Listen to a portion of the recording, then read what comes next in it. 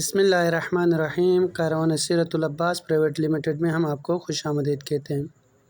بہت سارے لوگ ہم سے پوچھتے ہیں کہ کس طریقے سے ہمیں اربعین کا سفر کرنا چاہیے یا کس قسم کی پیکیجز ہمیں لینی چاہیے مختلف کاروانوں سے۔ آج ہم آپ کو بتا دیتے ہیں انشاءاللہ کس قسم کی پیکیج لینے چاہیے اور کیا کیا مشکلات آپ کے لیے سفر میں آ سکتی ہیں۔ جو لوگ بائی ایئر سفر کرتے ہیں ان کو اتنی مشکلات نہیں آتے ہیں، جو لوگ بائی روڈ سفر کرتے ہیں ہم ان کے مشکلات کے بارے میں بتائیں گے۔ جیسا کہ اس سال یہ جو تصاویر دیکھ رہے ہیں آپ لوگ ہمارے اربعین 2023 کے تصاویر ہیں۔ یہ جو جہاز کی تصاویر آپ دیکھ رہے ہیں یہ شیڈول کے حساب کا کوئی جہاز نہیں ہے۔ اس سال ایرانی حکومت نے زائرین کی سہولت کے لیے خصوصی جو ہے یہ طیارے لگائے تھے اور اس طیارے کی جو ہے تصاویر ہیں، اور یہ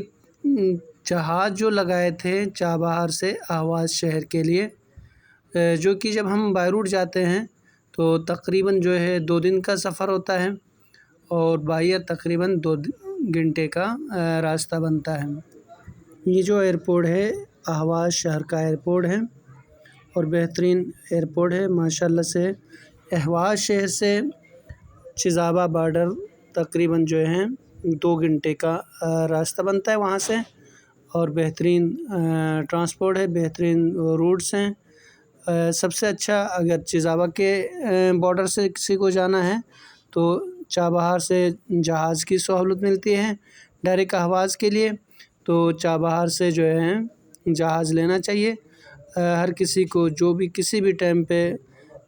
عراق کی زیارتوں کے لیے جاتے ہیں، تو یہ جو طریقہ ہے سب سے اچھا ہے۔ اس میں ٹائم بھی بچتا ہے اور ساتھ ہی ساتھ میں جو ہے بنسبت بائی ایئر کے یہ پیکیج کچھ مناسب بھی ہوتی ہیں۔ اچھا، پیکیج کی بات آئی تو سب سے پہلے جو ہے کسی بھی کاروان کے ساتھ جاتے ہیں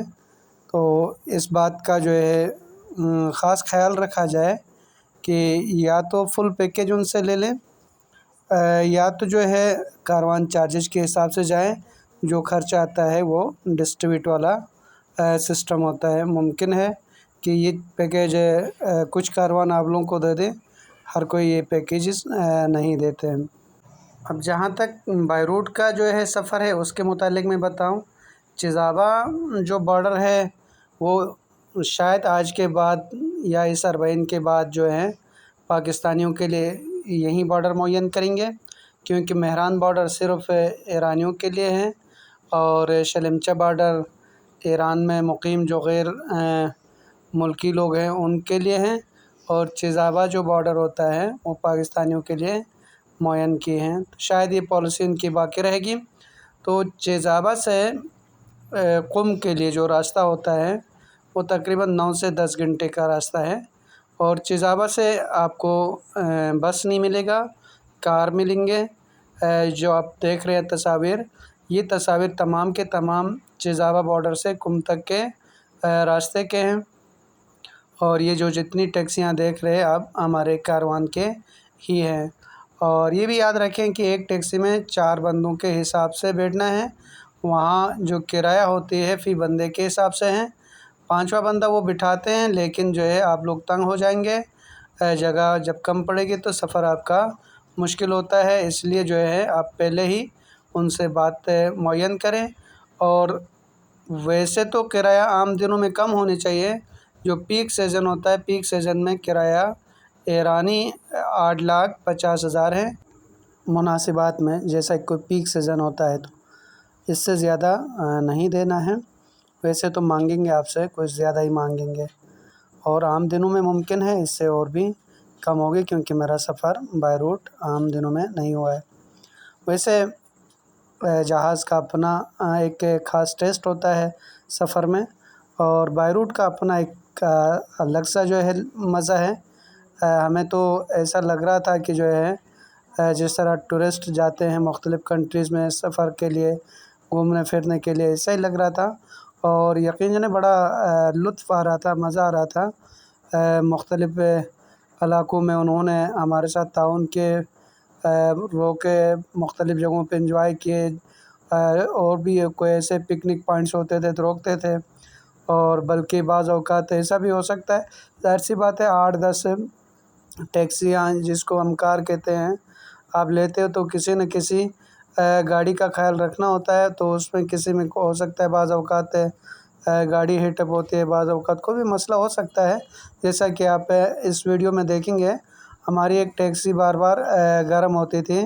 تو اس لیے کچھ ٹیکسیاں ہماری آگے نکلی تھی، باقی ٹیکسیاں ان کا خیال رکھ رہے تھے، ان کے ساتھ جا رہے تھے، تو اس لیے جو ہے سلو سلو ہم سفر کر رہے تھے۔ اور یہ جو پورا علاقہ دیکھ رہے ہیں یہ ایران کا علاقہ ہے، اور یہ بہت گرم علاقہ ہے۔ اس میں جو ہے تقریباً عرب کی گرمی ہوتی ہے، اور اس میں رہنے والے بھی وہ لوگ ہوتے ہیں جو عرب سے مائیگریٹ ہو کے ایران میں جو آ کے بسے ہیں، وہیں لوگ ہیں۔ یہ لوگ آپ کے ساتھ جو گفتگو کریں گے انگلش میں بھی کر سکتے ہیں، عربی میں بھی کرتے ہیں، اور فارسی میں بھی کرتے ہیں۔ اخلاقیات کے حوالے سے بنسبت دوسرے ڈرائیوروں کے ان میں کچھ زیادہ اخلاقیات ہیں، کافی تعاون کرتے ہیں، وگرنہ کسی بھی کنٹری میں آپ دیکھیں گے ڈرائیور حضرات اتنے اخلاقی نہیں ہوتے ہیں، وہ اپنا کوئی نہ کوئی اثر دکھائی دیتے ہیں۔ بہرحال میری دعا ہے آپ سب جو ہے جب بھی زیارت کے لیے جائیں گے تو اس ویڈیو کو آپ دیکھیں گے تو انشاءاللہ آپ کے لیے کافی مددگار ثابت ہو جائے گی، اور جب وہاں جائیں گے تو ہمیں بھی اپنے دعاؤں میں یاد رکھیں، اور انشاءاللہ ہمارا جو کاروان ہوتا ہے ہر 3 مہینے کے بعد نکلتا ہے، اور ہمارے پاس ہر قسم کے پیکیجز ہوتا ہے، اور اس 40 میں ہم نے کاروان چارجز والی پیکیج لیے تھے۔ کاروان چارجز والی پیکیج یہ ہوتی ہے ہر انسان آزاد ہوتا ہے، ٹوٹلی 10,000 روپے کاروان کے بینیفٹ دینی ہوتی ہے، اور اس کے بعد ٹرانسپورٹ جو معلم ہوتا ہے وہ جتنے بھی لوگ ہوتے ہیں ان میں ڈسٹریبیوٹ کیا جاتا ہے، تو اگر 30-35 لوگ ہوتے ہیں تو تقریباً جو ہے اگر 60-65 ہزار کا بھی ایک بندے کا ٹرانسپورٹ کا خرچہ آتا ہے تو 1500-2000 سے زیادہ کا خرچہ نہیں آتا ہے۔ مختلف مقامات میں دیکھیں یہ کس قسم کے کھلونے ٹائپ کے وہ بنائے ہوئے ہیں، یہ کارٹون ہیں، اور ان کی اپنی ایک ثقافت ہے، کس طریقے سے مکھن نکالتے ہیں وہ پروموٹ کرنے کے لیے، لوگوں کو دکھانے کے لیے یہ ڈمی بنا کے رکھے ہیں۔ بہرحال یہ ساری صورتحال ہیں، تو آپ لوگ بھی جو ہے انشاءاللہ اس قسم کے پیکیجز لے لیں، اس سے یہ ہوگا کہ غریب سے غریب انسان بھی جو ہے جا کے زیارت کر سکتا ہے، ہر کوئی اپنی چادر کے مطابق خرچہ کر سکتا ہے۔ اس پیکیج میں ہمارا جو 40 میں جو لوگ گئے تھے جن کے کچھ عزیز اقارب بھی تھے وہاں قم میں یا نجف میں یا کربلا میں، تو ان کے بقول تقریباً جو ہے صرف ٹرانسپورٹ کا خرچہ آ گیا، اور اس کے بعد ویزے کا خرچہ آ گیا، اور اس کے بعد جو ہے کھانے کا کوئی خرچہ نہیں آ گیا، رہائش کا کوئی خرچہ نہیں آیا۔ اس کے علاوہ بھی 40 میں ظاہر سی بات ہے مختلف موقف لگے ہوتے ہیں، موقف میں بیٹھنے سے ان کا بھی کوئی خرچہ نہیں آتا ہے، تو کم سے کم خرچہ تقریباً جو ہے 80-90 کے قریب آ جاتا ہے،